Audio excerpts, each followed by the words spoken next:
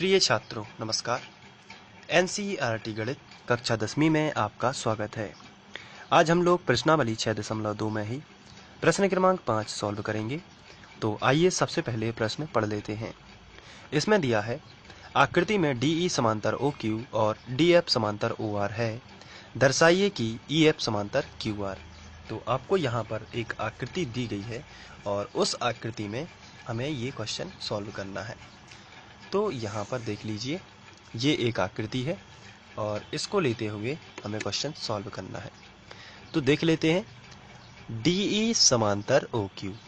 तो आप यहाँ पर देखिए DE किसके समांतर है? OQ के। साथ में लिखा गया है DF समांतर OR। तो ये DF जो है ये OR के समांतर है।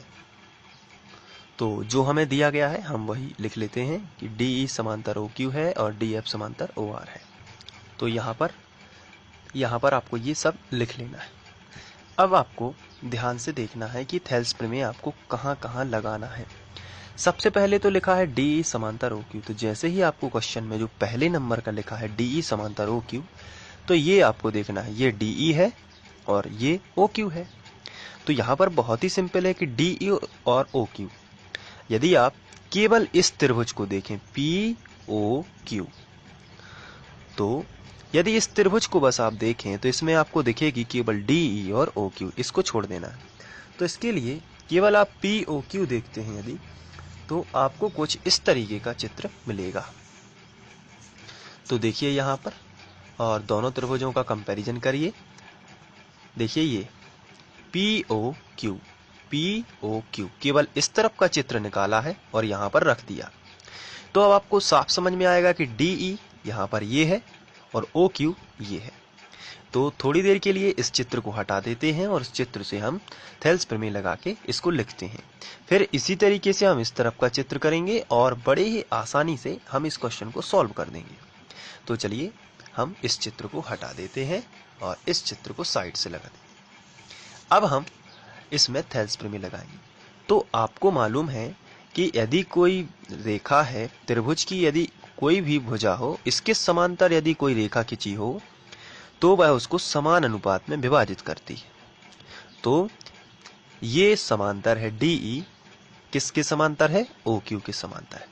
तो आप लिखोगे PE बटे EQ और PD बटे DO। तो सबसे पहले तो त्रिभुज लेना है, इसलिए आप लिखोगे त्रिभुज। कौन सा त्रिभुज है?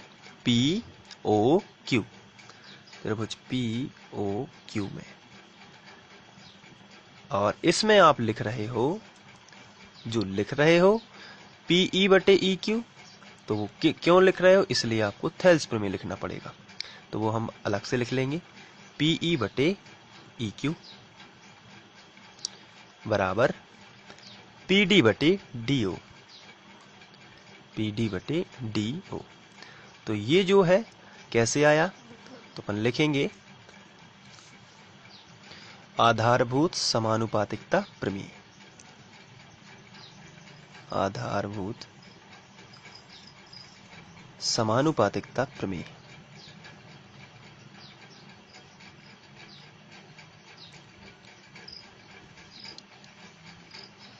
तो आपको इसी तरीके से एग्जाम में लिख के आना है। अब हम लोग इसको तो लिख चुके हैं और हम इसे समीकरण 1 बना देते हैं। चलिए अब हम अपने जो हमें क्वेश्चन में चित्र दिया गया है उसको देख लेते हैं। अब आप यहाँ पर देख रहे हैं कि हमने PE बटे EQ और PD बटे DO को सॉल्व कर लिया है, क्योंकि इसके समांतर ये थी। अब हमें इस तरफ वाला त्रिभुज ले लेना है POR। आप देख रहे हैं POR, इस त्रिभुज को लेते हैं, त्रिभुज POR में। इस त्रिभुज में ये DF जो है वो OR के समांतर है। तो चलिए हम इसके लिए अलग सा त्रिभुज निकाल लेते हैं, इसी त्रिभुज को, जो कि है POR।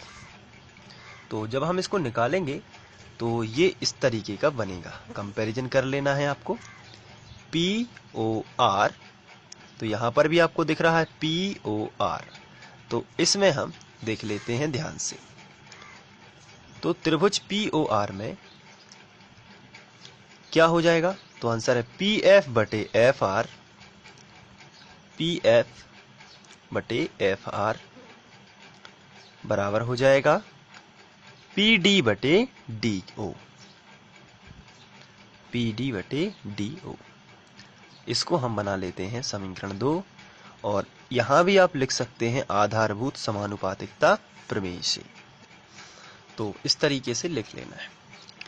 तो अब आप समीकरण 1 व 2 को कंपैरिजन करेंगे। इस चित्र को अब आप हटा सकते हैं और ओरिजिनल चित्र अभी देखेंगे थोड़ी देर बाद। पहले अपन इसको कंपैरिजन करेंगे। चलिए कंपैरिजन कर लेते हैं। यहाँ पर 1 है और यहाँ पर समीकरण 2 है। PD बटे DO यहाँ पर भी है, PD बटे DO यहाँ पर भी है। तो बहुत ही सिंपल है, ये दोनों आपस में कैसे हो जाएंगे? बराबर। क्योंकि इसके RHS आपस में बराबर हैं, इसलिए LHS भी आपस में बराबर हो जाएंगे। तो हमें मिलेगा PE बटे EQ बराबर PF बटे FR।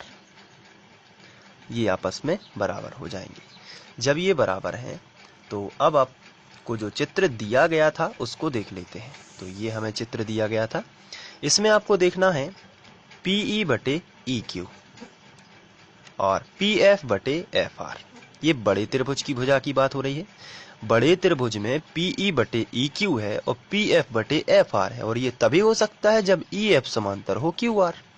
जब EF QR के समांतर होगी बड़े त्रिभुज की, यानी PQR में जब EF जो है वो QR के यदि समांतर होगी तभी तो होगा ना PE बटे EQ और PF बटे FR। तो ये तो दिख रहा है, इसका मतलब ये है कि EF किसके समांतर है? QR के।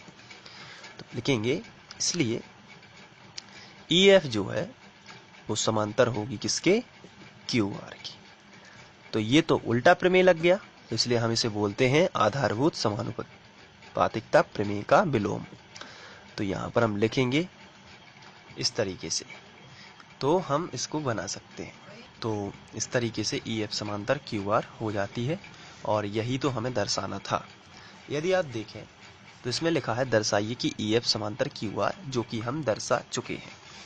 तो बहुत ही सिंपल है, आपको क्या करना है इस चित्र से मैं फिर से बता देता हूँ। इसमें आपको EF बटे EQ ये दिया गया है, इसलिए क्योंकि ये समांतर है, ये दिया गया है और ये भी समांतर है, तो ये इसके बटे हो जाएगा, ये इसके बटे हो जाएगा, ये इसके बटे हो जाएगा, और ये फिर से ये उभयनिष्ठ है इसलिए इन दोनों को बराबर कर देगा। जब ये बराबर कर देगा तो इसलिए EF समांतर QR है। आपको ध्यान रखना है कि PF बटे FR और PF बटे FR और PE बटे EQ पहले लिखना है, ताकि आप आसानी से उसे संतुलित कर पाएं। तो ये था क्वेश्चन। आशा करता हूँ कि आप लोगों को ये समझ में आ गया होगा, और इसी तरीके से आप पढ़ते रहिए और अपनी लगन से ध्यान से पढ़ते रहिए, ताकि आप आगे भी इसी तरीके से बढ़ें। और आप चाहें तो इसको नोट भी कर सकते हैं जगह जगह पर पॉज करके, ताकि आप इसके नोट्स भी बना